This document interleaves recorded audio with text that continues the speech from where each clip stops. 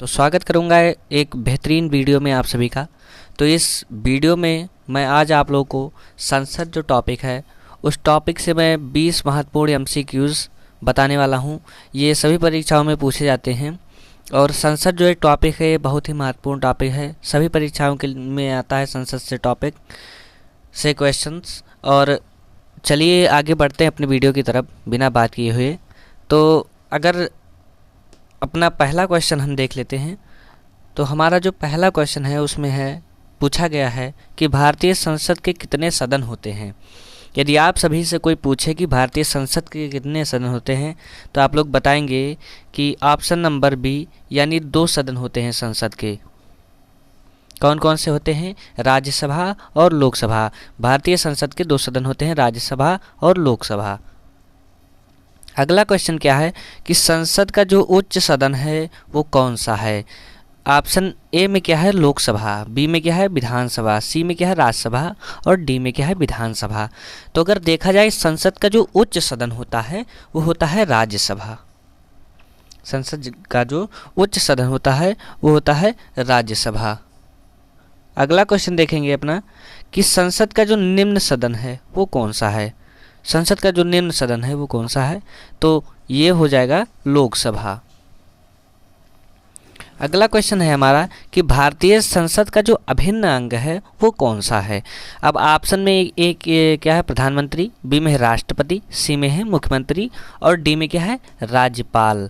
तो अगर देखें हम कि भारतीय संसद का जो अभिन्न अंग है वो कौन सा है तो इसमें जो बी ऑप्शन में है राष्ट्रपति, ये बिल्कुल करेक्ट हो जाएगा।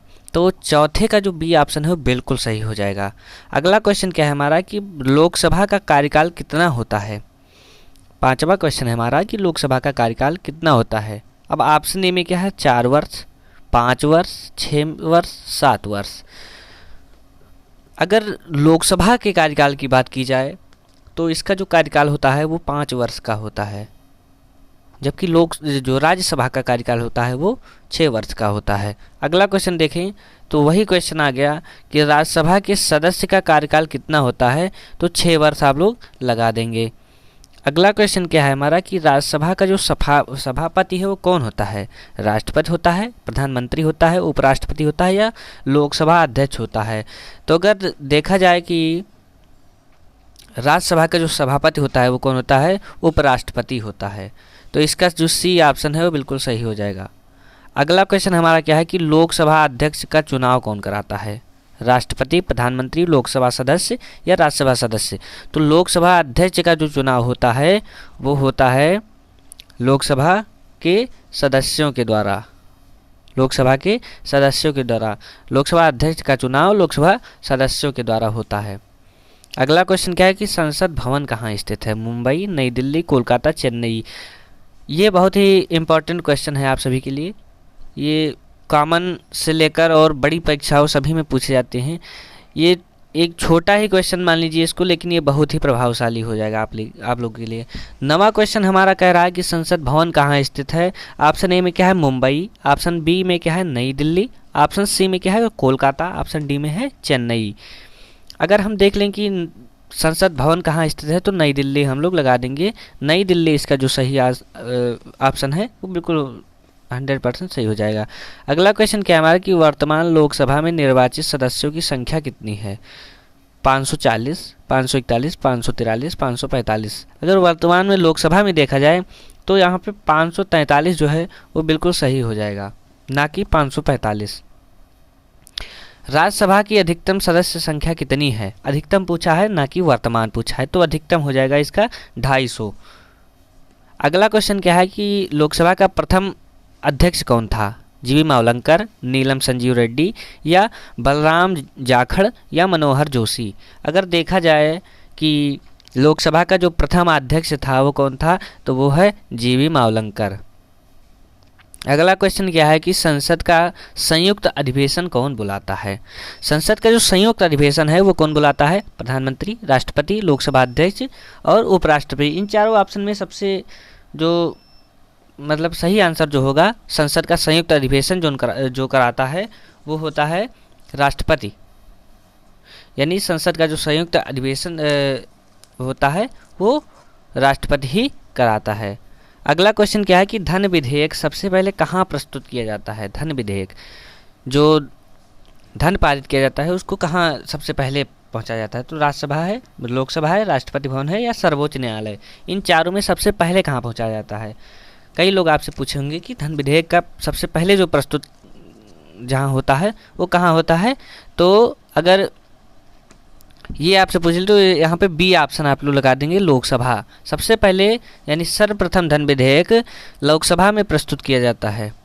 अगला क्वेश्चन है कि धन विधेयक पर अंतिम निर्णय किसका होता है। अब सर्वप्रथम तो लोकसभा के पास पहुंचाया जाता है, लेकिन जो अंतिम निर्णय होता है वो किसके पास होता है। तो अगर देखा जाए यहाँ पे ऑप्शन क्या है, तो प्रधानमंत्री है, राष्ट्रपति है, लोकसभा अध्यक्ष है, राज्यसभा का सभापति है। तो अगर अंतिम निर्णय की बात की जाए तो लोकसभा अध्यक्ष इसका बिल्कुल सही हो जाएगा, यानी लोकसभा स्पीकर जो होता है मेन वही करता है। अगला क्वेश्चन क्या है कि संसद के दोनों सदनों की संयुक्त बैठक की अध्यक्षता कौन करता है। राष्ट्रपति, उपराष्ट्रपति, लोकसभा अध्यक्ष, प्रधानमंत्री। संसद के दोनों सदनों का जो संयुक्त बैठक होता है उसकी अध्यक्षता कौन करता है। तो यहाँ पे जो लोकसभा अध्यक्ष होता है वही करता है, यानी सी ऑप्शन में जो लगे हैं वो बिल्कुल राइट हो जाएगा। अगला क्वेश्चन क्या है कि राज्यसभा कभी भंग नहीं होती क्योंकि यह अस्थायी सदन है, स्थायी सदन है, विशेष सदन है या संवैधानिक सदन है। ये इंपॉर्टेंट क्वेश्चन है होगा आप लोगों के लिए, यानी ये भी हर जगह पूछा जाता है और जितने भी क्वेश्चन अभी तक कराए हैं वो सब इम्पॉर्टेंट है आप सभी के लिए। तो ये 17वां क्वेश्चन जो है हमारा वो क्या होगा कि जो राज्यसभा कभी भंग नहीं होती क्योंकि यह एक स्थायी सदन है, यानी बी ऑप्शन जो इसका है वो बिल्कुल सही हो जाएगा। अगला क्वेश्चन देखेंगे अपना कि संसद की पहली बैठक कब हुई थी। संसद की पहली बैठक कब हुई थी। संसद की पहली बैठक कब हुई थी। 1950 में, 51 में, 52 में, 53 में। संसद की पहली बैठक कब हुई थी। अब ऑप्शन में क्या है, 1950 में, 51 में या 52 में। एक सेकेंड, 1950 में, 51 में, 52 में, 53 में। तो संसद की पहली बैठक अगर देखी जाए, इंपॉर्टेंट क्वेश्चन है आपके लिए, तो 1952 जो सी ऑप्शन है इसका वो बिल्कुल करेक्ट हो जाएगा। अगला क्वेश्चन क्या होगा आप सभी के लिए कि लोकसभा के लिए न्यूनतम आयु कितनी होनी चाहिए। चलिए इसको भी देख लेते हैं कि लोकसभा के लिए न्यूनतम आयु कितनी होनी चाहिए। यदि लाइव चल रहा होता तो मैं पोलिंग करा देता। बहुत ही अच्छा क्वेश्चन है ये। न्यूनतम आयु कितनी है, तो ए ऑप्शन है 21, बी में है 25, सी में है 30 और डी में है 35 वर्ष। तो अगर लोकसभा के न्यूनतम आयु पूछा है 25 वर्ष हो जाएगा, यानी बी ऑप्शन। लोकसभा के लिए न्यूनतम आयु 25 वर्ष होता है, तो इसका बी ऑप्शन सही हो जाएगा। अब अगला क्वेश्चन देखें कि जो राज्यसभा है उसके लिए न्यूनतम आयु कितनी होनी चाहिए। 25 वर्ष, 28 वर्ष, 30 वर्ष या 35 वर्ष। बहुत ही अच्छा क्वेश्चन है। तो अगर राज्यसभा की बात की जाए न्यूनतम आयु की तो 30 वर्ष करेक्ट हो जाएगा। यह था हमारा बेस प्रश्न। मिलते हैं आपसे बहुत जल्दी। तब तक के लिए हमारे इस वीडियो को देखिए, और अगर आप लोग पिछले वीडियोस को नहीं देखे हैं तो जाकर देखिए, बहुत ही अच्छे अच्छे क्वेश्चंस उसमें होंगे।